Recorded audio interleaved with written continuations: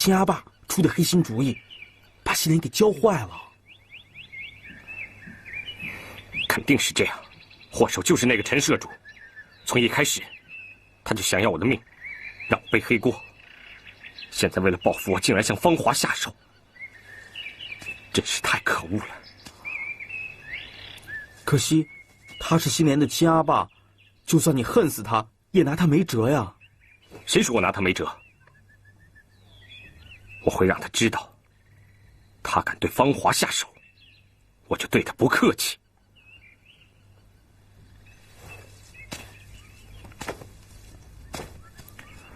老虎不发威，别拿我当病猫。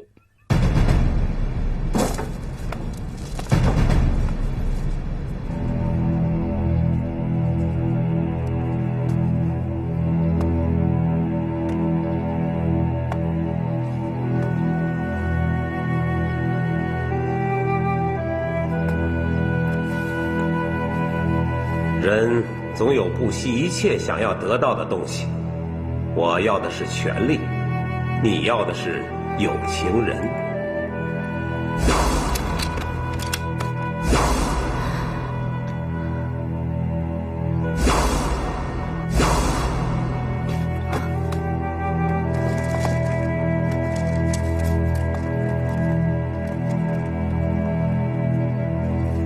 新莲。一龙哥。哎，干嘛盯着这把椅子发呆啊？这椅子有什么蹊跷？没什么，一龙哥，我刚才正想去找你呢。我刚出去，给小六买了刚出炉的萝卜丝饼。一龙哥，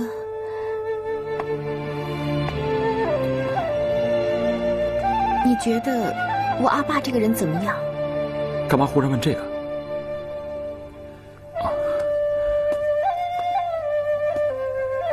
我说不准，一言难尽。那你觉得我跟我阿爸是不是很像？那不好吗？我也不知道好不好。有时候我觉得他特别疼我，有时候我又觉得他很可怕。阿爸阿妈是上天给的，注定了血脉相连，由不得自己。血脉相连，由不得自己。阿禄哥也会这么想吗？你又不恨他了，我觉得这些日子你对他的心已经冷了，不是吗？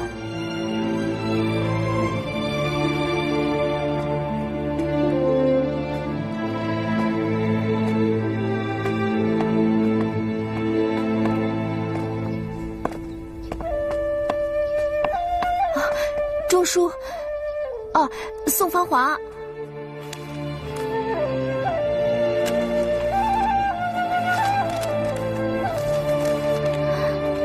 他帮阿禄哥打赢了官司，他那么能干，我早就知道他不会输的。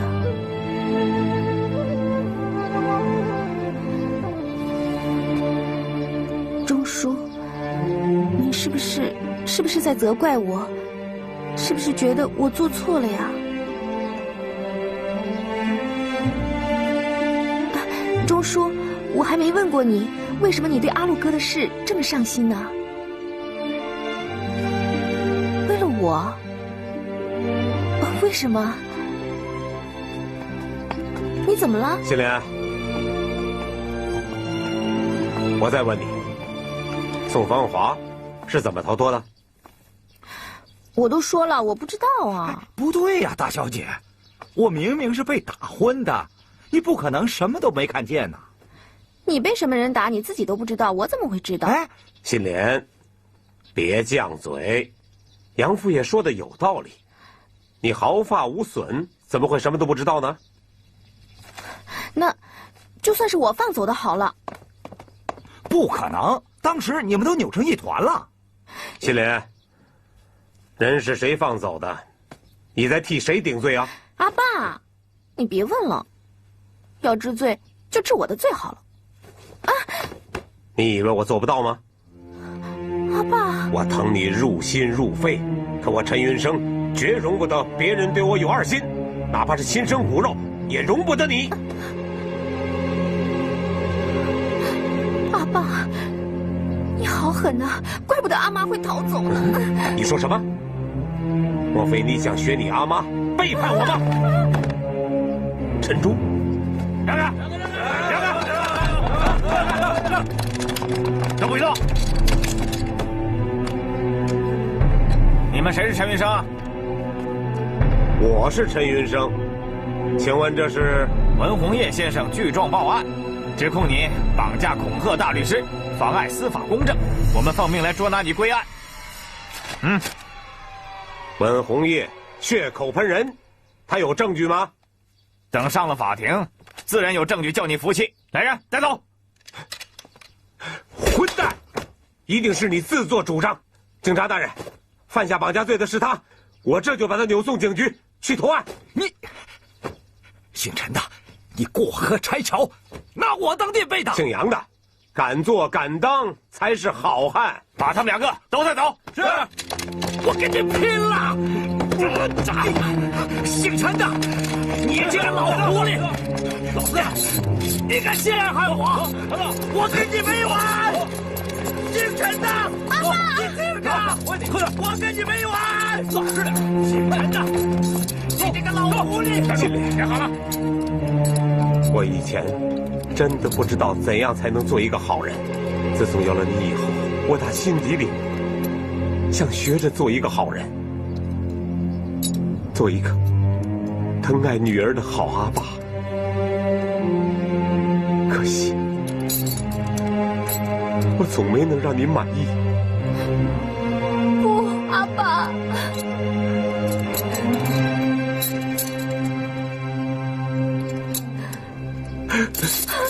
阿爸，阿爸，带走，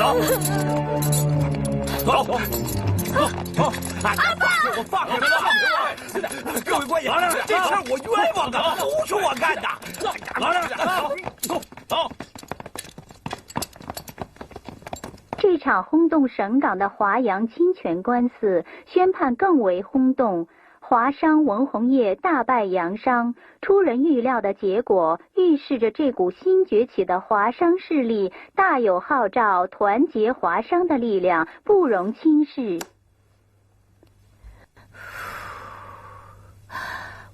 文宏业，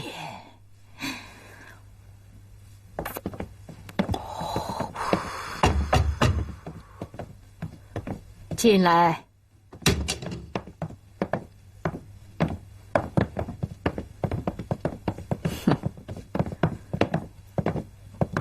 哦，亲爱的汉斯，打败仗的滋味很难咽得下去吧？你是向我来求助的，还是来寻求安慰的呢？得了，伊娃，我的败诉损失的不仅仅是华业洋行一家的利益，同时受损的是整个西方商业的势力。是吗？好像有一点道理。请吧。伊娃，你不是没吃过文宏业的大亏，你要用你的影响力召集省城所有的洋商，联手防堵文宏业趁势做大。我首先要防的是你，马修 ，My dear。马修，你到底怎么惹恼了伊娃？我没有。你没有虚情假意的骗财骗色，你没有用我的名誉招摇撞骗，你没有把我的钱白白损失在股市里。什么？这是真的，马修？这炒股本来就有赔有赚的嘛。那为什么偏偏赔的都是我的本钱，赚的都跑到你的账户里去了？你真叫我失望！快，给伊娃夫人认错赔罪。不必了，别演戏了。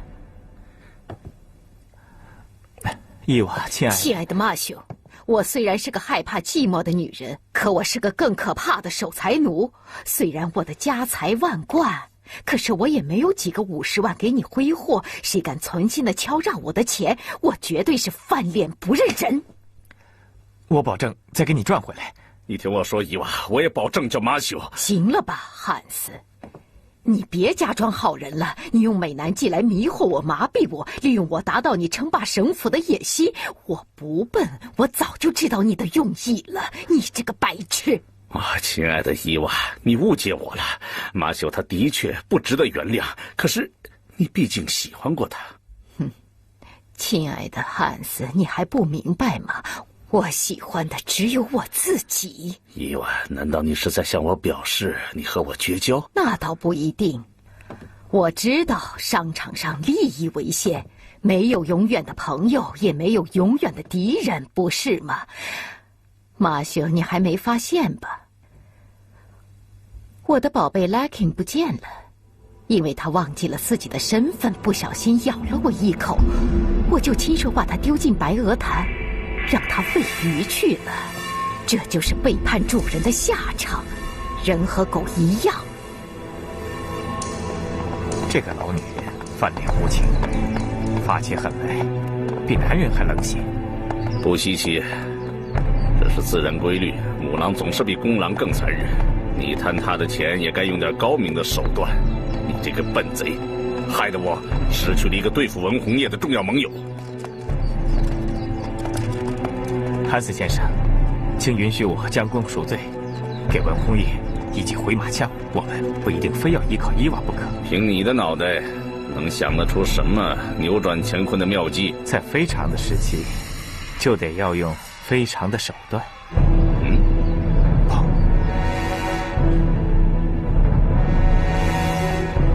红叶，红叶，红叶，快醒醒，快醒醒啊！红叶，红叶，几点了？你先回去吧。仓库起火了。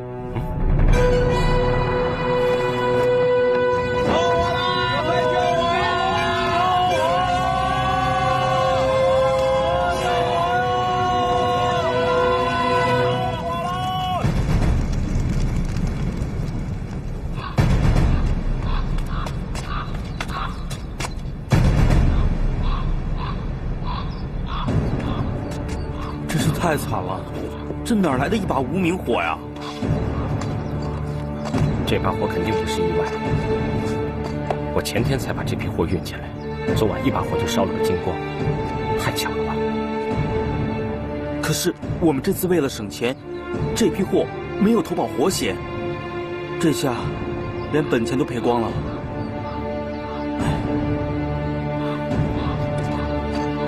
耽误了客户的交货日期。以后谁还敢跟我订货？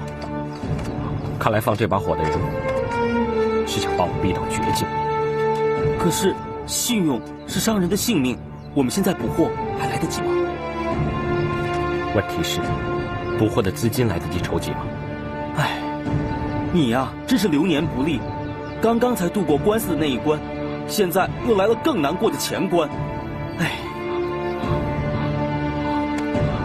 一定是有人见不得我反败为胜，想给我致命的一击。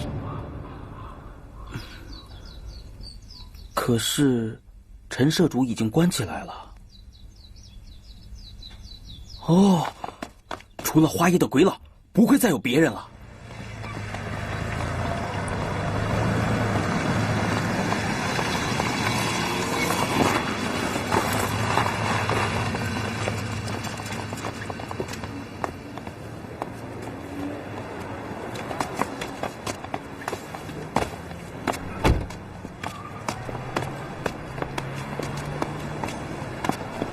Hello， 两位早啊。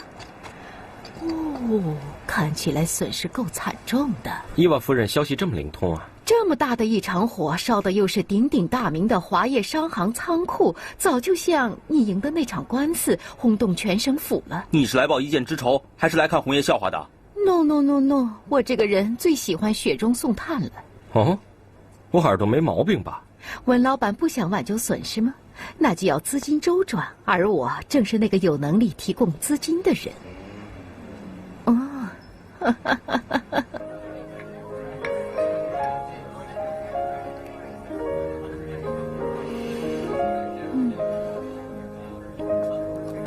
这味道真不错。我从巴西引进的这批咖啡豆销量好极了，证明我的眼光独到。我的投资呢，也从来都是又准又稳，包赚不赔。伊娃夫人，你真的不记恨我吗？现在是你痛打落水狗的良机，为什么你找上门来要助我一臂之力呢？商场没有永远的朋友，更没有永远的敌人。我绝对不是心血来潮，我的每一个决策都经过周详的考虑。黄鼠狼给几百年，别中了他的奸计。我不勉强你相信我，你可以一走了之，可是你绝对就错过了唯一免于前功尽弃的机会。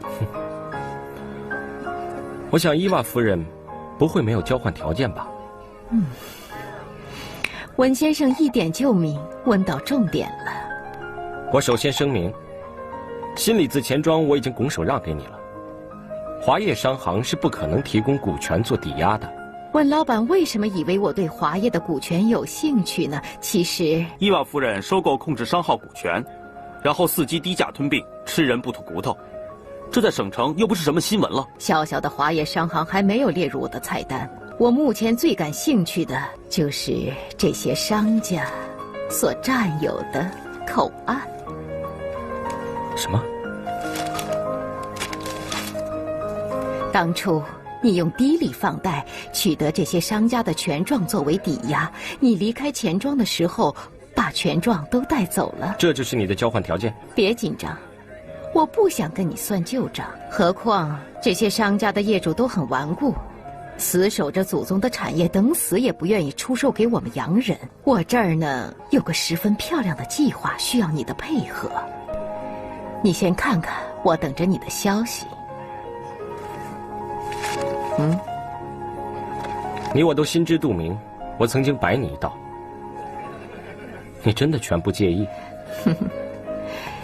能摆得了我的道的人，绝对是个天才，而我最器重的是难得的天才。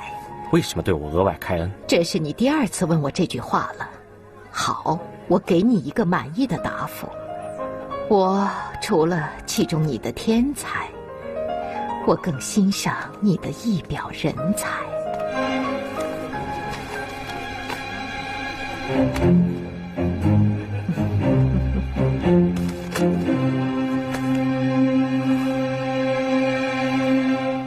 岭南大世界，好有气魄的商城。那个伊娃夫人送这张图给你，什么意思啊？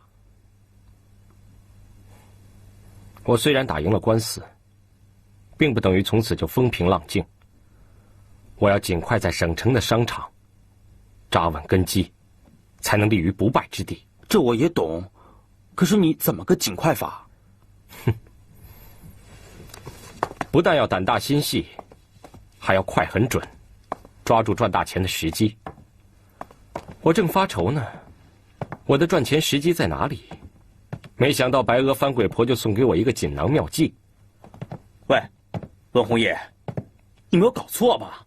那鬼婆的话你也信？当然不能信。但我明明知道他是个心术不正之人，又怎么会上他的当？那你还要这张图干什么？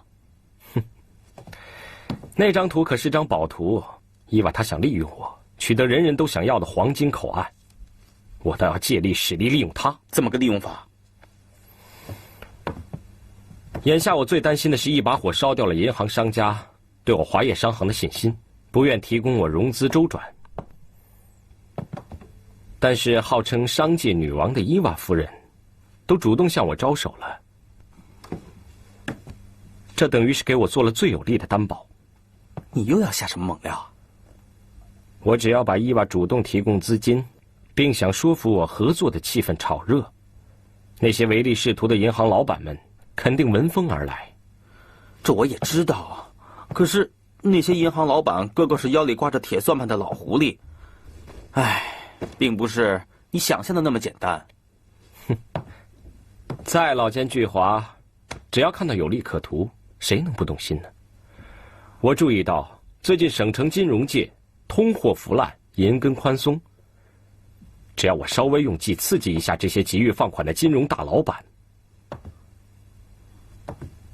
你还怕没人捧着钱来巴结我这个借贷大户吗？说的是不错，可是伊娃夫人那个鬼婆诡计多端，你小心引火上身，还是不要招惹她的好。我也不是笨蛋，更何况是伊娃自己送上门来的。我何不趁机借力使力，过了这个村就没有这个店了。可是你刚刚才爬起来，小心冲得太急，又摔一大跤。前怕狼后怕虎的，成不了大事。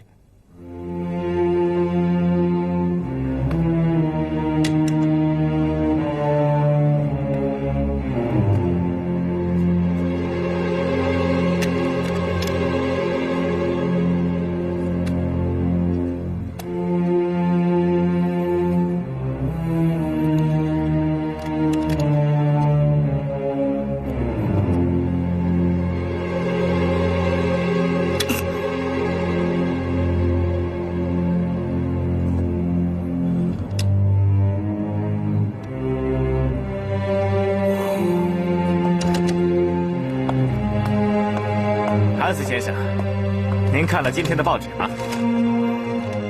但愿这把火烧掉文红叶的傲气，烧光华业商行的元气，看他还怎么春风得意。我向来不主张暗箭伤人，这种事别跟我炫耀。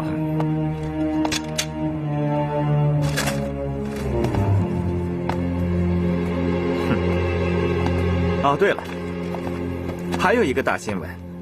文红叶那个家伙狗咬狗，把那个不入流的陈社主告进大牢了。是吗？你先别幸灾乐祸，那个姓陈的是一条疯狗，哼，他肯定会乱咬一气，我们都免不了被他咬出来。也许我们应该先下手，叫他没办法咬人。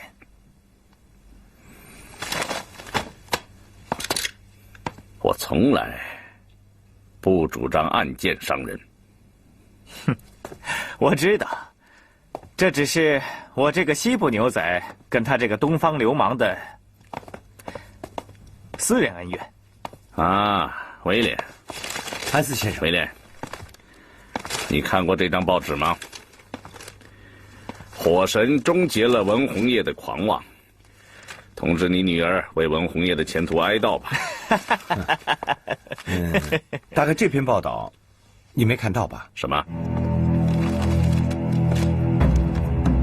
商界名人伊娃夫人积极拉拢侵权官司中大获全胜的华业商行，意图提供援助，换取结盟条件。这个白鹤女人打的什么算盘？什么？你也摸不透 ？Shit！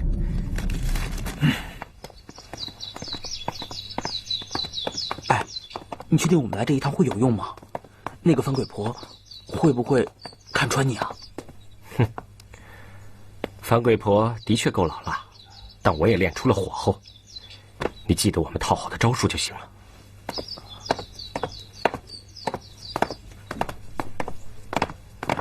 哎，文先生来了！文先生，火灾造成的损失不小，伊娃夫人为什么敢冒险借贷给你们？文先生，大家都在猜测你有什么魅力取得伊娃女士的侧离关照呢？您谈一谈吧。伊娃夫人是纵横商场的常胜军，她把钱要投资在什么地方最有利，她自己自有分寸。这次华业商行在火灾中虽然受了损失，但是并不影响华业的发展，而且也不会影响客户对我的信赖和支持。我个人是没有什么特别的魅力，不过我绝对是有发展的潜力。精彩，真是太精彩了！这年头，连小丑也敢人模人样的吹牛皮了。各位认识吗？这位就是在法庭上败给我的花椰洋行经理马修先生。不过很有趣啊，每一次跟马修先生交手，他都是我的手下败将。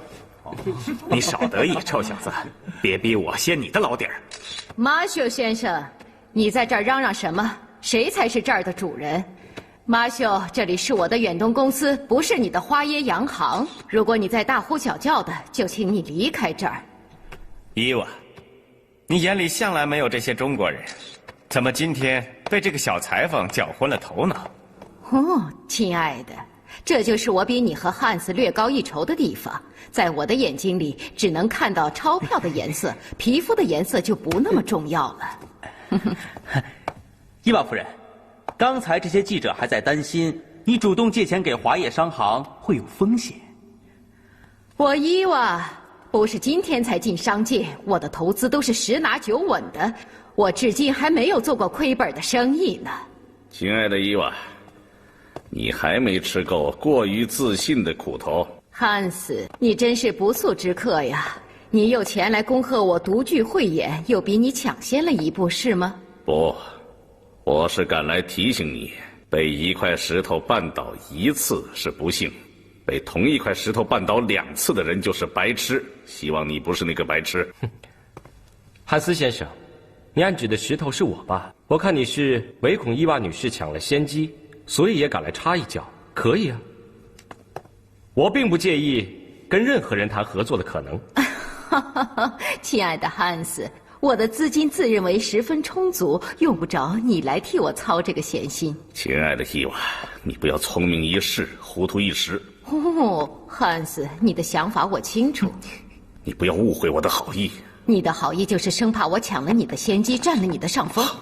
不要照，不要照，伊娃，你会后悔的。是吗？你不听我的警告，你会上当的。对不起，我们没有迟到吧？你好，没有。周先生和 Richard 他们来干什么？你好。这些贵客是我特意请来的。华业商行刚刚才打赢了官司，我们就乘胜追击，拟定了一个全新的计划，将在这些商号的旧址上新建一座全省城最大的综合性商业中心，取名叫做岭南大世界。岭南大世界，哎呀，很宏伟。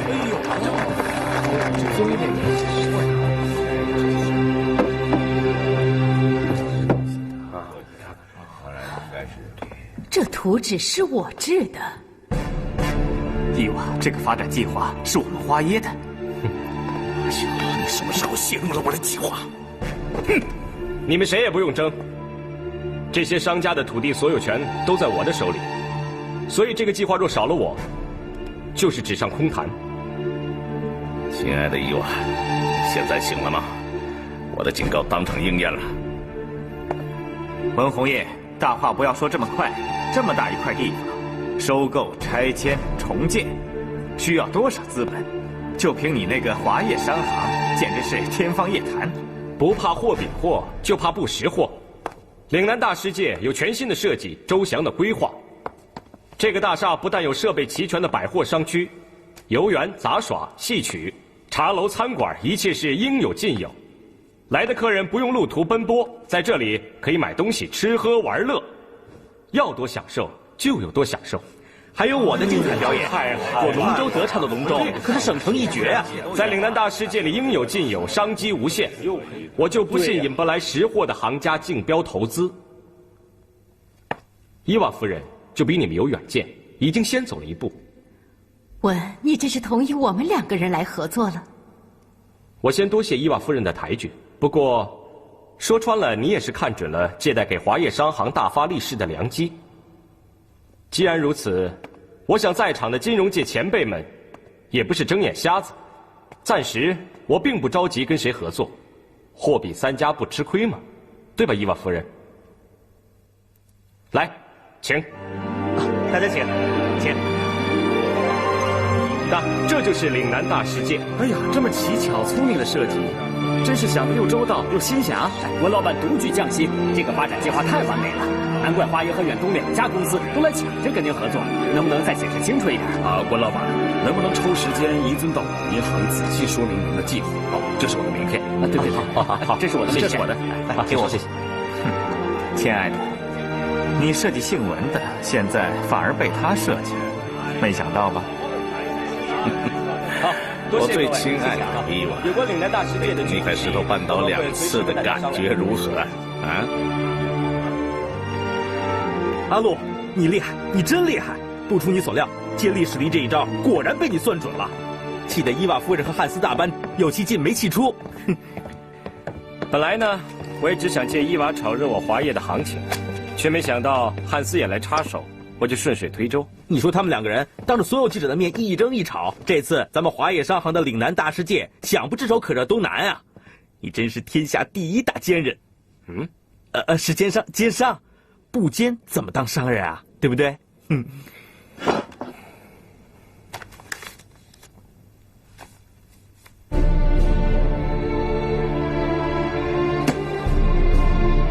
光奸诈是不够用的，鬼佬各有私心，才会被我所用。在商场上，谁脑筋动得快，谁胆子够大，谁心肠够狠，谁就是大佬。哎呀，我光顾着高兴了，都忘了最紧要的事情。什么事？这张图上面那些小商家，当初是因为信任你，才把权状交给你。你现在忽然变卦了，把所有商铺都买下来重建，那样岂不是趁火打劫？人家愿意吗？如果我不收购他们，鬼佬也不会放过他们的。总归一句话，现在我面前就算挡着一座大山，我也要一块一块把它刨开。可是，你赢了这场官司，全靠他们给你撑腰啊！老板，韦先生，可以进一步说话吗？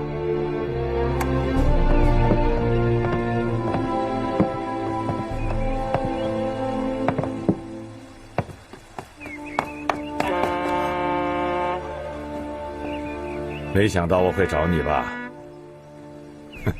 我再不服气，也不得不甘拜下风。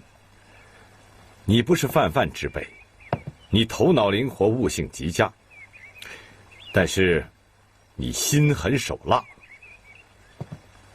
宋先生，我知道我自己的斤两和德行，你就别客套了，有什么话直说就行了。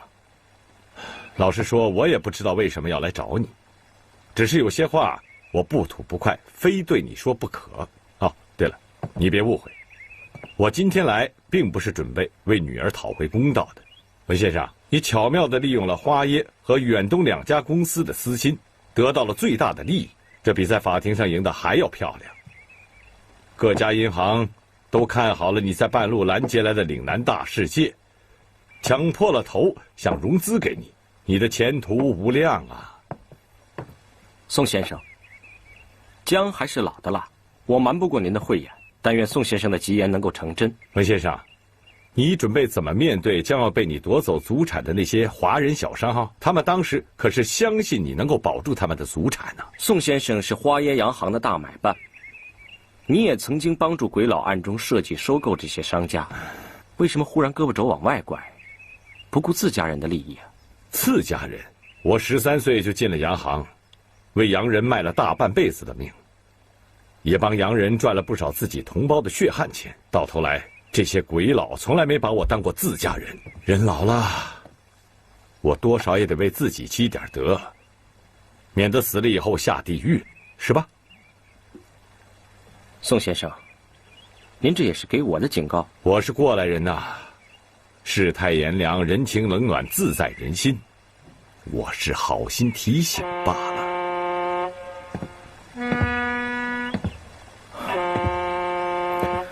我有太多地方对不住宋先生，你现在大可以隔岸观火，看我笑话，为什么还特意跑来这里提醒我？我也年轻过，我也像你一样野心勃勃。你是一个人才，只是欠了一些火候，稍加点拨就能够点石成金。大概我和我的女儿一样，抗拒不了你的那种致命的魅力吧。踏错一步，必然步步错，搞不好还可能万劫不复啊。是好是坏都是我自己的命，我想还用不着你来告诉我哪一步是对是错。好，就算我多此一举吧。你破坏了我们父女的和谐，重创了我宝贝女儿的心，这是改变不了的事实吧。今天我跟你说了这么多，并不表示我跟你从此以后就一了百了了。我和你在商场上的正面交锋才刚刚开始，我们两个人各有各的立场，我是不会手软的。我也不会手软，多谢指教。好，我们后会有期。哎呀，我的天哪！你再不出现啊，我还怕宋小姐的阿爸为了他女儿一气之下把你分尸了呢。真的那样，我反倒痛快。哎，大买办平白无故的找你说什么悄悄话呀？如果我不狠下心全面收购的话，那些小商家也会落在洋行手里，下场更惨，是不是？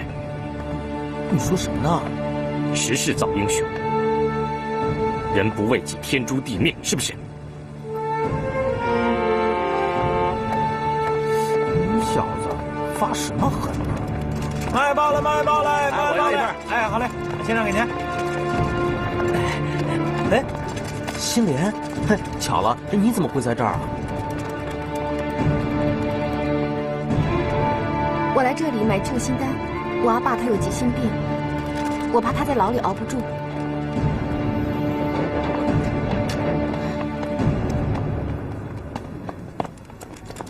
是你把我阿爸告进大牢的。你说的是陈社主吗？那我师父算什么？我也巴不得我只有一个阿爸，可是这由得了我吗？血脉相连是天注定的，由得了我吗？说的也是啊，这不由人的。可是你也真不应该。我只想问你，你去告发我阿爸的时候，有没有想过我是他的女儿？想过。那你有没有想过，你也差点就成了他的半个儿子？我都想过，可是他罪有应得。罪有应得？心莲，你还帮你那个黑心阿爸说好话，你难道真要把红叶送上门去，让他千刀万剐剁成肉泥，让他称心如意，你就高兴了？你胡说！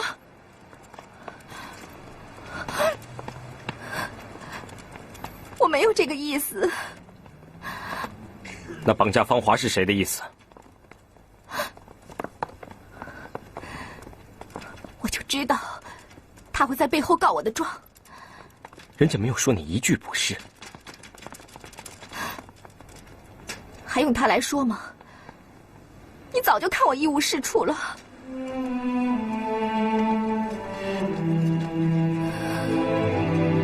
心莲，我知道这种伤天害理、为非作歹的事，全都不是你的本意。不管他是不是你阿爸，我都不会让他逍遥法外、祸害人间。逍遥法外？哪有的事啊！你还以为不会吗？你记不记得，你和红叶的小命都差一点毁在他的手里啊！你这么快就忘得一干二净了？那是过去的事情，难道就不能给他一次机会，拉他一次吗？看来你还真把那狼心狗肺的社主阿爸当回事了，是吗？我不知道，可我实在不忍心，他是我唯一的亲人呐。那你对芳华就忍心了？你当了什么社主的千金大小姐才没几天，你就分不清是非黑白，连血都变冷了。我真是看错了。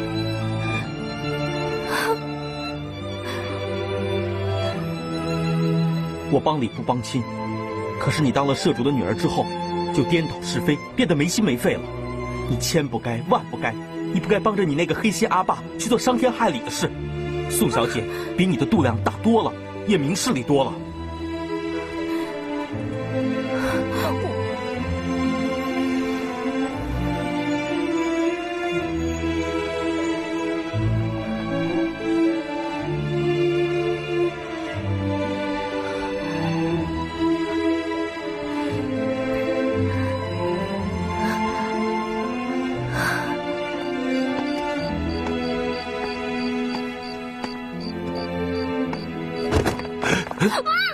别出声，是我。心莲，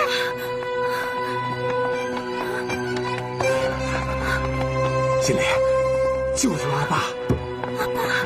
开门！开门！开门！开门！开门！开门！开门！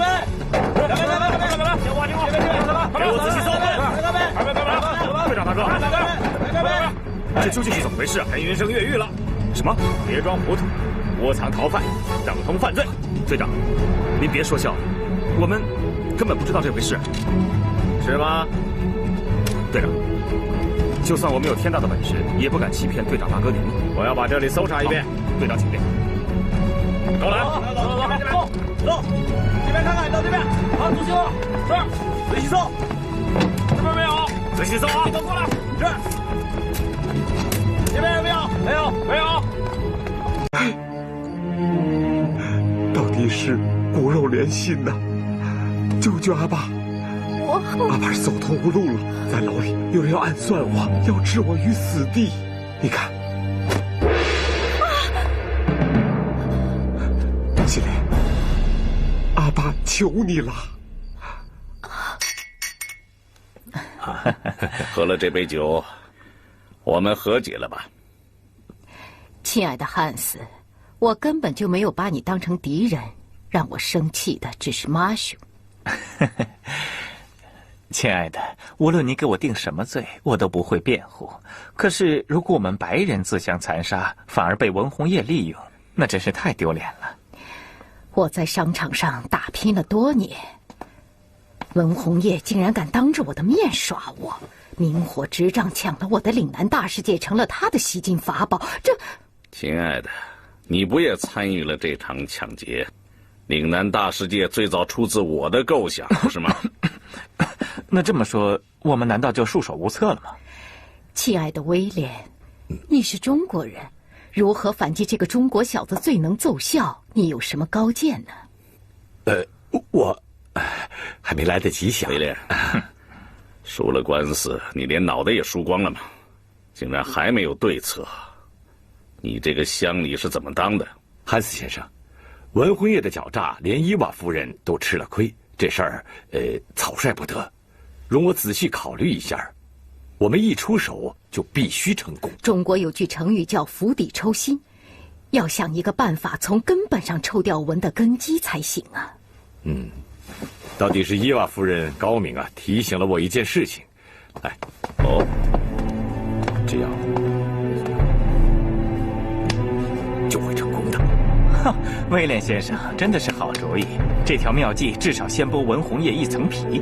亲爱的伊娃，你觉得呢？我们必须联手进行，事成之后也有相当的利润呢。威廉的计划若能成功的话，那当然痛快。我也知道，要达到目的，我们就要动用不少的资金。我有一个想法，我们各出一半的资金，当然赚到的利润也是各分一半，我们谁也苦不了谁。成交，伊娃，你放心。如果我们再不齐心，互相猜疑的话，最后失去的是整个岭南的市场。威廉，文固然是你的同胞，可你做的是花椰洋行大买办的位置。听着，两者权衡，你立场要站在哪一边，千万不要搞混了。汉斯先生，花椰的利益就是我的立场。你并不糊涂。好。这件事你放手去办，也考验你是不是忠于职务。我们要在中国立足，无论如何要防备其他华商群起仿效，绝不能让文在这里为所欲为。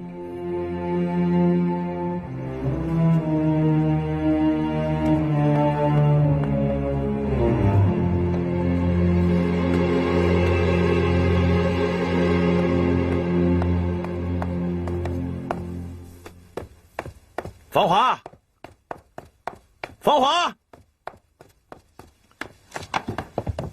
玛莎，玛莎。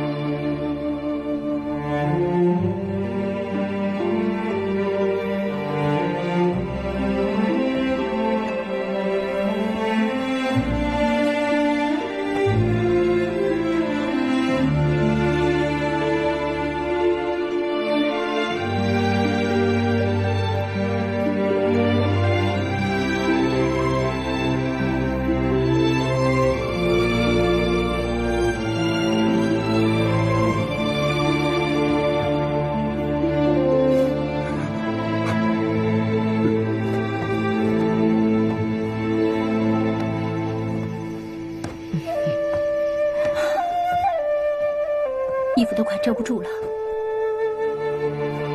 如果让爹地看出来怎么办？哎，小姐，别任性了，万一被看出来，第一个发疯的就是威廉先生啊。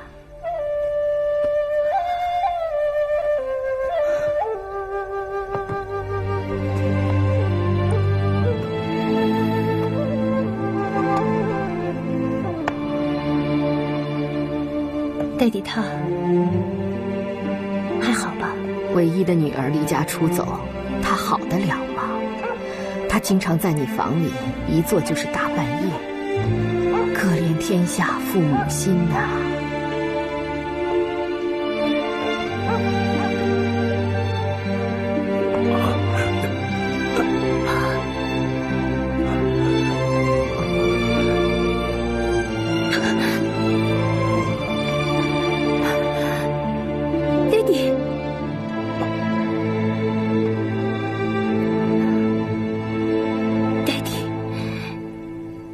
怎么来了？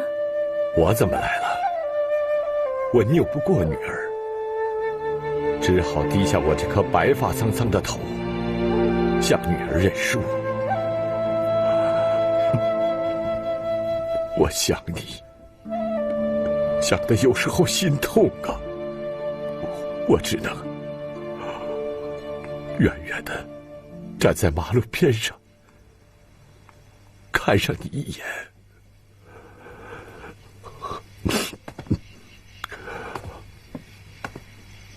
孩子，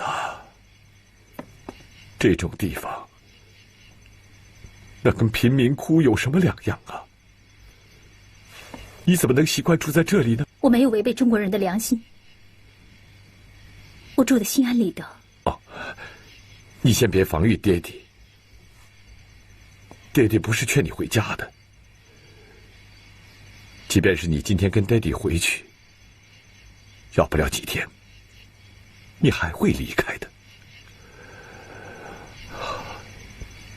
你和爹地也可能距离越来越远。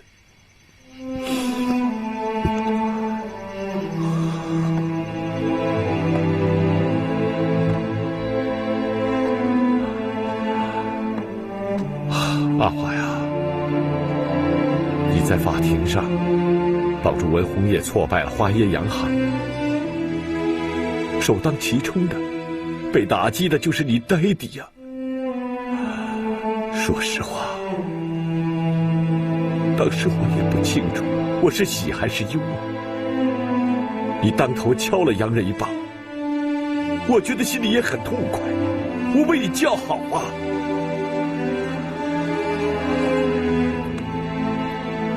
可是话说回来了，我毕竟是洋行的大买办，一场胜券在握的官司，眼巴巴被女儿给打败了，而且还要受制于一个初出茅庐的文红叶。我既是丢了脸，又难堪，我白活了这么大岁数。爹地，这场官司已经结束了。可是我和文红叶的龙争虎斗才刚刚开始，我们父女之间的鸿沟越来越深了。爹地，你能不当买办吗？那你能不当律师吗？不当买办，我宋威廉拼了大半辈子是为了什么？说来说去，你还是撇不下名利和虚荣。那文红叶呢？难道不是为了名利跟虚荣？你为了他不惜一切替他争得名利和虚荣。我大不了去求他，求他对你手下留情。傻女儿啊，我跟他交手的时候，我代表的是花椰洋行，并不是爹地呀。他为什么会给我留情面？就像我不曾给他留情面一样。你不是也骂过我是洋奴才吗？有朝一日我跟文红叶水火不容，必有一伤的时候，我最担心的就是你，我的女儿如何自处啊？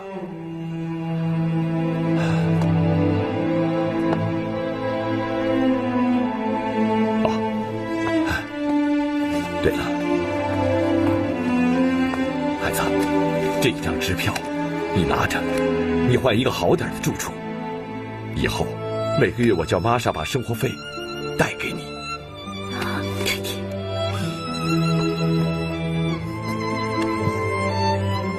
孩子，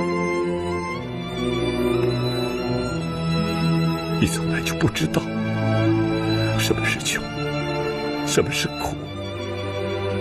至今你也没有受过苦，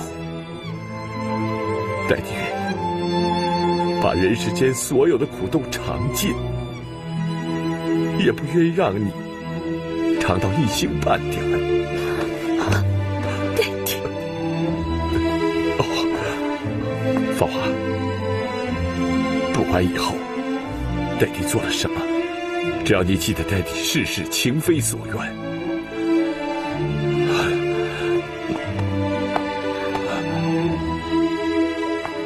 爹地接受了汉斯的指令，要跟文红叶当面锣对面鼓，拼个你死我活了。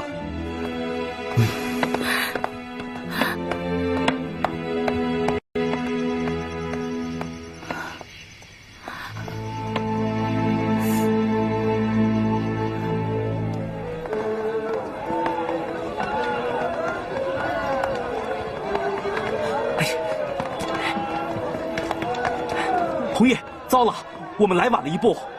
怎么了？有人抢在我们的前面，请我带来的那些老板们，喊出了高出市价1成的价钱来收购神冈两地水泥的现货。这半路杀出的程咬金是谁呀？不用想就知道了，自己看。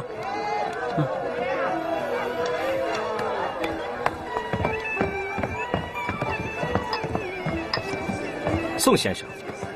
哎呀，文老板，我说我们会正面交手，没想到啊，会这么快。宋先生说过，商场如战场。你现在大举收购水泥，就是想杀我个回马枪？哎，我们各事其主，职责在身，得罪了各位老板，我之前千拜托万拜托你们，你们都答应了，给文先生行个方便，保证提供岭南大世界所需的全部水泥。你们怎么可以中途变卦呢？文老板，你是生意人，应该能体谅我们。花叶洋行出的钱很诱人，我们怎么能跟钱过不去呢？是啊是啊，有钱不赚才是傻瓜啊！宋先生，现在需要水泥的人是我们，盖洋楼的人也是我们。你们花叶洋行凑什么热闹？要水泥有什么用啊？有什么用？你们文老板心知肚明啊！各位老板，花椰洋行将价钱提高了1成，我给大家1成半，怎么样？我加到2成，2成半，3成。3成！哎呀，跟你说3成好啊！这些奸商见利忘义啊！我们再把价码提高半成，看他还敢不敢往上加。宋先生，我们这样比赛哄抬价格，不管最后谁赢了，都得大失血啊！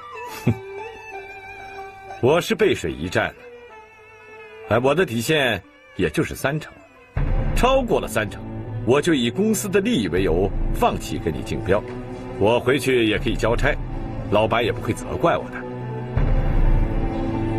宋先生是暗示我，如果再加码，您就让步。文老板，工地上正需要水泥，要是没有了它，那该怎么办啊？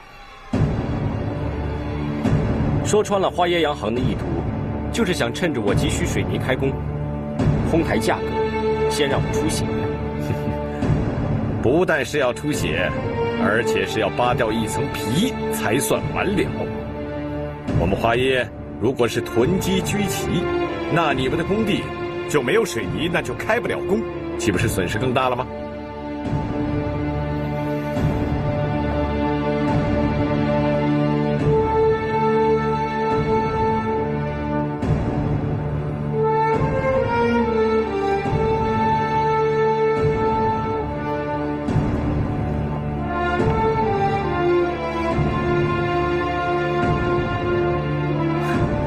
各位老板，我不加了，你们成交吧。红叶，等一等，文老板，你没有懂我的意思。我的意思是啊，你是白痴啊！人家宋先生跟你顺水人情，不跟你争了，你还没懂啊？啊，对，我这个吧，其实也，宋先生，两军对垒，你却妄想两头讨好，耍这种花头，难道汉斯先生的鼻子闻不到端倪吗？这是你曾经跟我说过的话，我现在原封不动的奉还。你既想要保住在洋行的乡里宝座，又想给自己的灵魂留一点余地，好个忠义两全。但我却要为您的八面玲珑多付出30%以上的成本损失。这个顺水人情，你收回去，我不要。恭喜各位老板了，又多了近30%的利润。我们生意不成仁义在，后会有期。文老板，红叶，你等等，咱什么把合同给签了？签一下啊！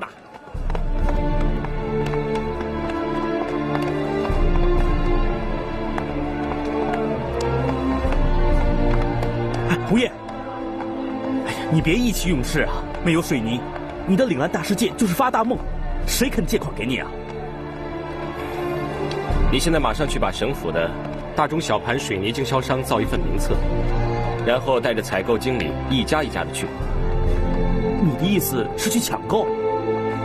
不，只是竞标不成交，把水泥价钱抬起来。喂，你疯了，我可没疯啊！汉斯他想刮我的油，剥我的皮，我就将计就计，先叫他套住自己，再倒剥他一层皮。可是咱们没有水泥，就动弹不得呀。华业洋行又不起楼，又不盖房，用不了那么多水泥，我就赌他迟早要认赔出脱。可是，你这赌注，你下得太大了吧？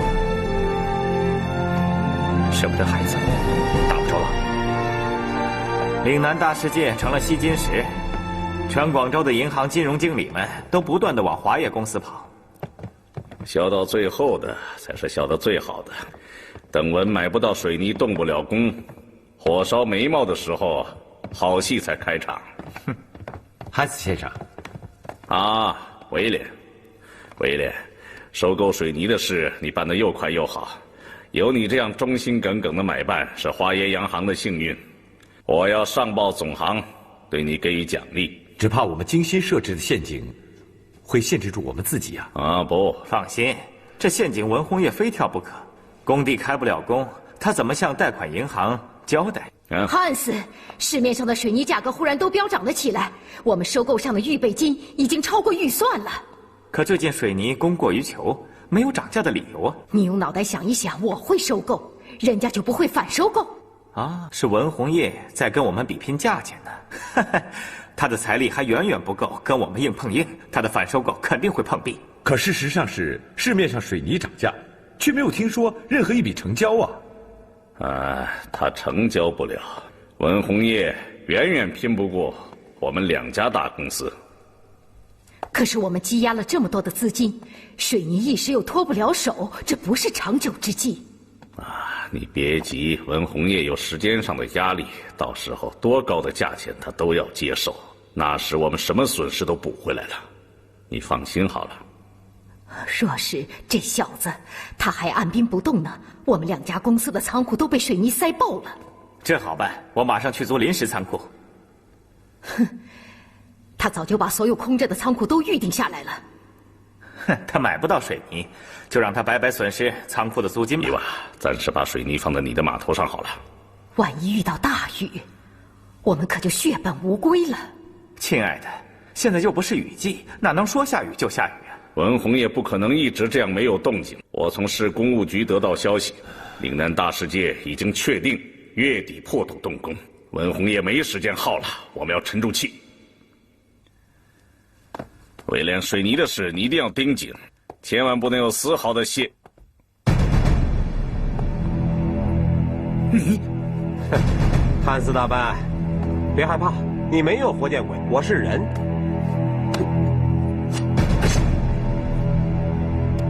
你这是有血有肉的人，你派人想要我的命，他失手了。你是怎么进来的？活到我这把年纪的人，靠的就是神出鬼没。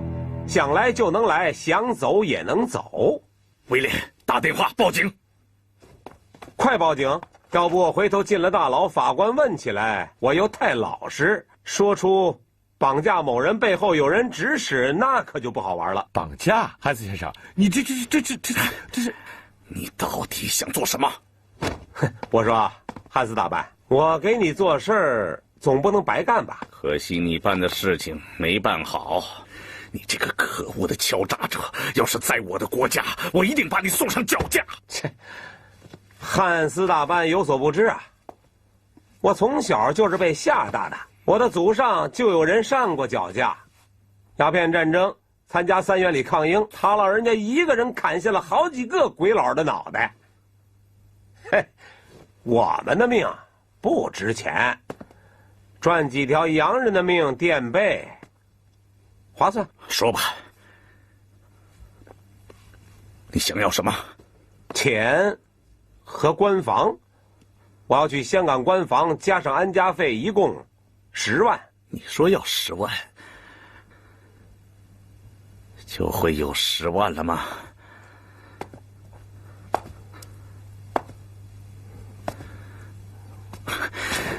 你给我听清楚了，就算我把钱给了你，那也不表示我怕你。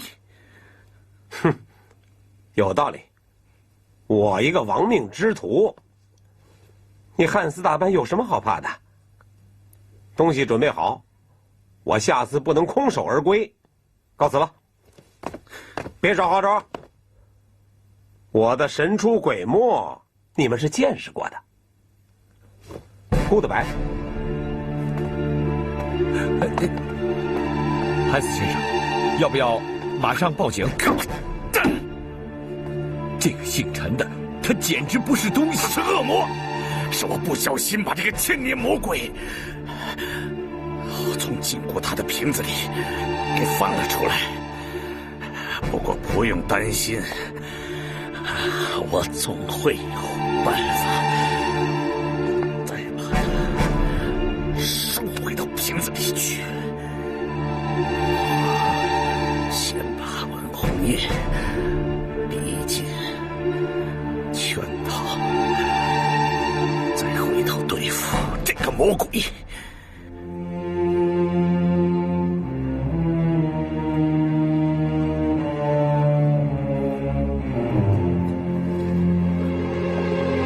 哎，刘经理，咱们做了这么多请帖，哪张最重要啊？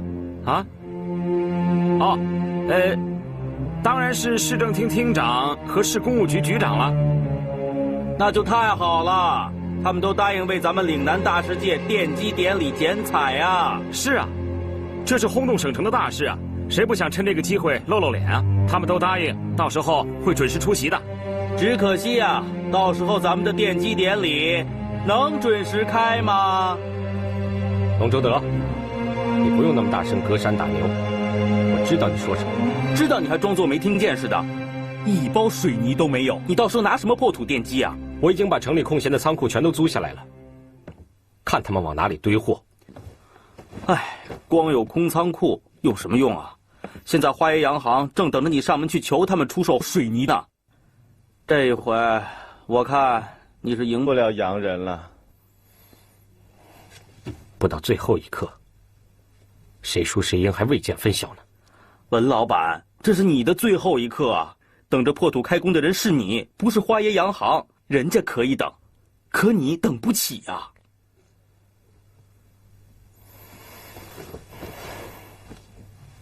他们押了大笔的资金，成堆的水泥都堆放在外面，不可能等太久。那万一人家要是有本钱呢？就是不急着脱手呢？你怎么办？要赌就赌到底。这可不是一句赌气的话，因为你输不起。大佬，你没有退路啊！这是一条不归路，中途退却，必然一切都是空。你就认一回输，吃一次亏吧。这不是认不认输的问题，让人设下了圈套要我钻进去。我如果钻了进去，就被他们捏住了脖子，被逼到撑不了垮台为止。这水泥只是一个幌子，困死我才是他们的目的。你到底懂不懂？可是你再这样坚持下去，不一样还是个死局吗？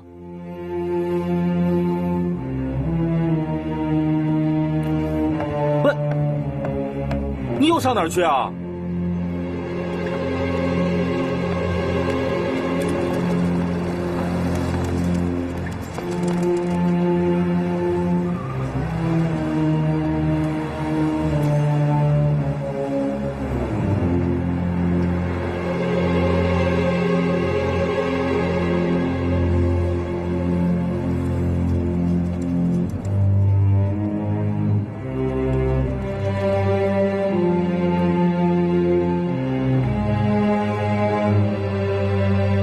包水泥都没有，你拿什么破土奠基啊？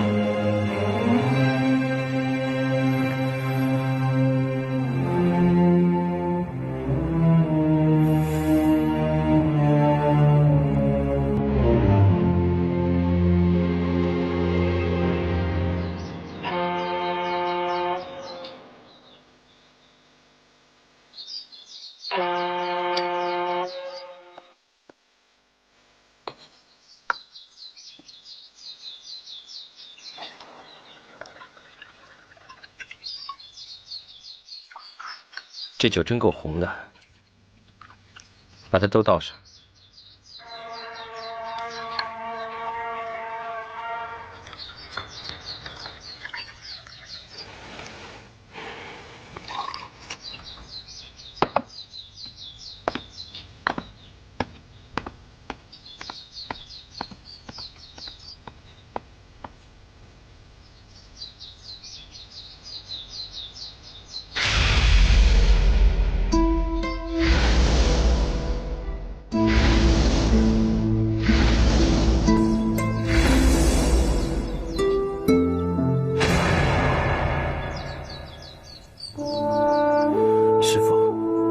金莲、芳华、于大哥、宝哥，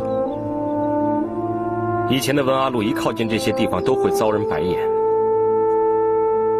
今天我文红叶最想做的就是跟你们在这里一起干一杯。来，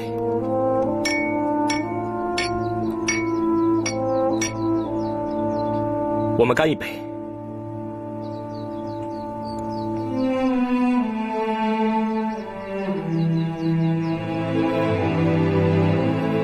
以前虽然劫难不断，但我心里觉得很踏实，因为有你们在背后支持我。今天我把这条路走顺了，心里反而没了着了。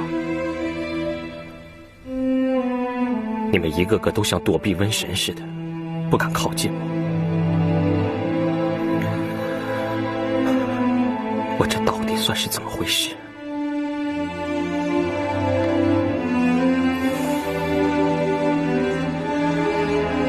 宝哥，这么巧？不是巧遇，我是专程来找你的。我以为你这一辈子都不再理我了，我正闷得慌，刚刚还想着你呢。你看，这杯是我为你准备的酒。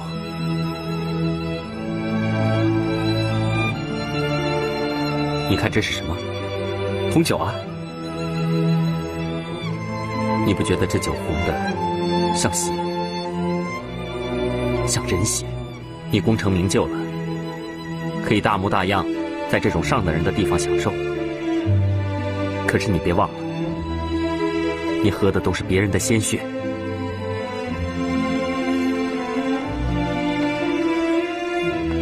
宝哥，我辜负了你，恩将仇报。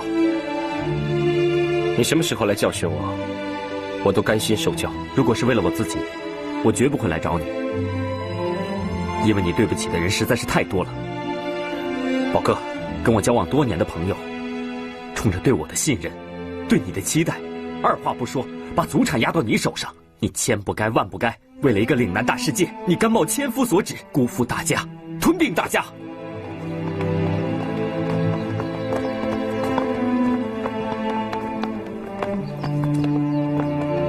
我没有强行吞并谁，我只是顺应潮流，按市场的行情合理收购他们。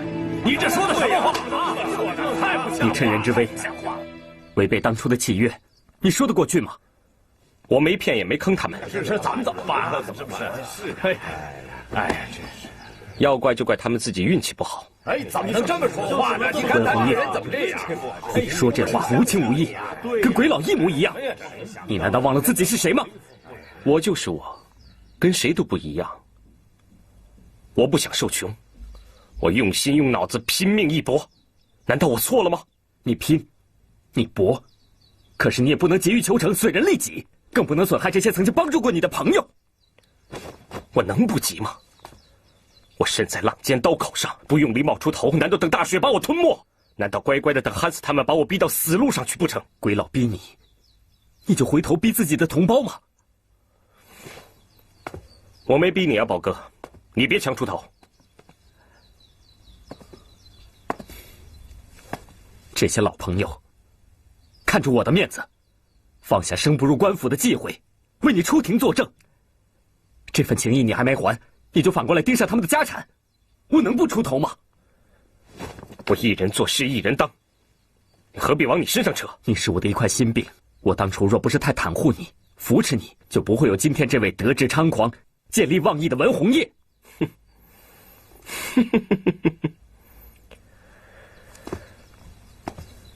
要不是我变成文红叶，谁给他们低息贷款？要不是我变成文红叶，你们早8辈子就被洋人洋行吞得连骨头都不剩了。这咋？文红叶，你趁虚而入，还成救世主了？宝哥，你在商场上节节败退，我不想步你的后尘，跟你一样的下场。你，文老板，你高抬贵手，放过我们吧。就是啊，我是收购你们的人，你们是被我收购的，就是因为我在出手时够狠，够强硬，不是吗？这咋办？文红叶，宝哥，你是输家，你们都是输家，输家是没有资格来教训我的。骂得好，骂得好！我是一个可悲的失败者，你尽管耻笑，尽管瞧不起我，我只要一句承诺，请为这些曾经在法庭上为你作证的小商家保住他们安身立命的产业。恕难从命，除非他们能够按时偿清借债。废话，我们能按时还债，还用跟你借吗？还不了钱，你们谁敢说我强占你们的祖产？更何况我的岭南大事件箭在弦上，不得不发。得罪各位也没有办法。文老板，你真要吃人呐！哎呀，没救了，真的没救了！就是啊，真的办啊！是不是，老板？我不怕你们人多势众，岭南大世界非见不可。在这世界上，胜者为王，强者为王。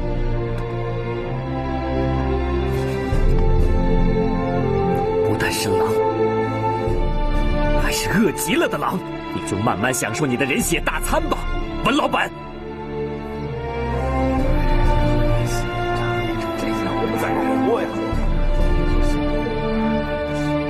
在这个世上，谁不想赢？只要能喝到庆功酒，不管这杯子里装的是不是人血，又怎么样？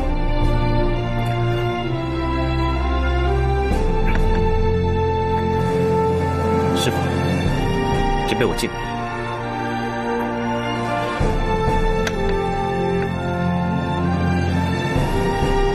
心莲。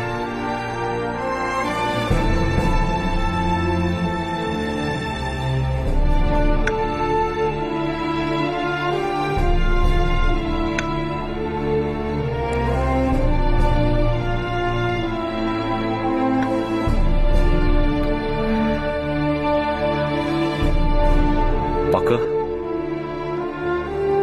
干杯！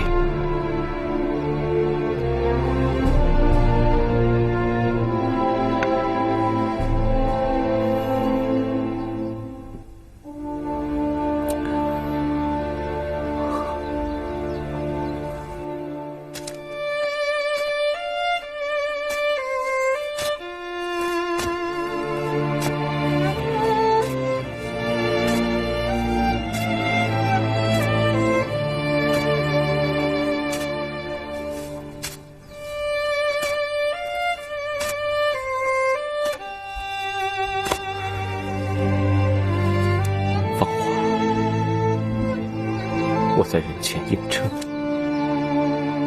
其实我的心是虚的。这一次，如果我失算了，我真的没有退路了。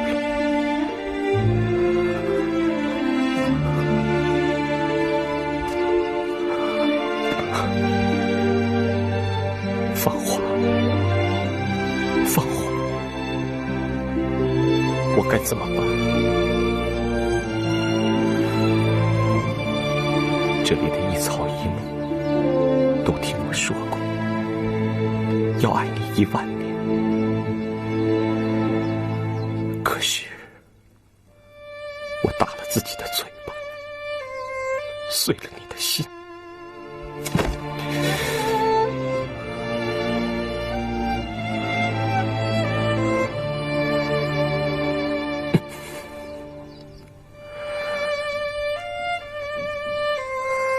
老天爷，不是说情场失意，赌场得意吗？那就请你再开恩一次。芳华，除了你，我没有可以商量的人。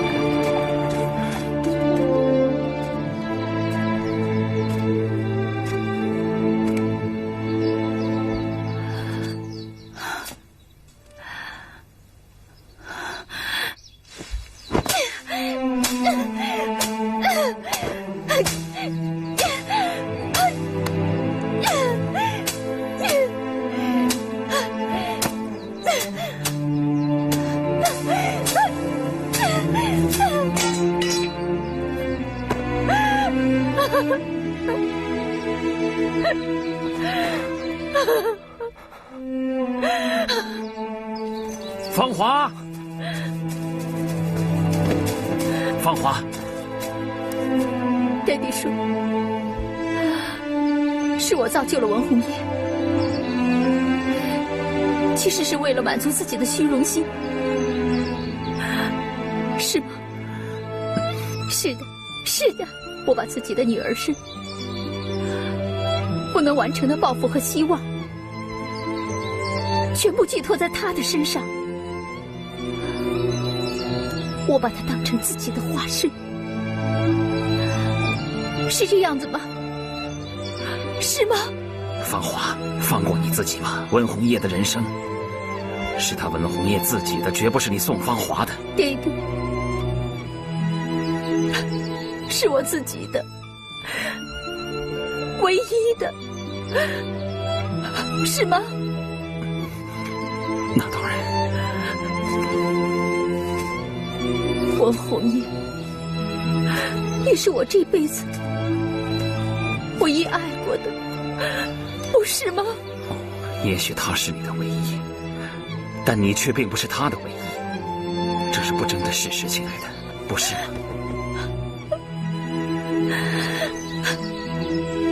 东尼，我真的不想再卷进这个漩涡，我真的想挣脱出去。要知道这件事情谁都帮不了你，亲爱的，只能够靠你自己才能够办到的。好好珍惜你的人生，你哭过了，痛过了，就应该把它忘掉，一丝一毫都不要留下，再也不要为他流泪。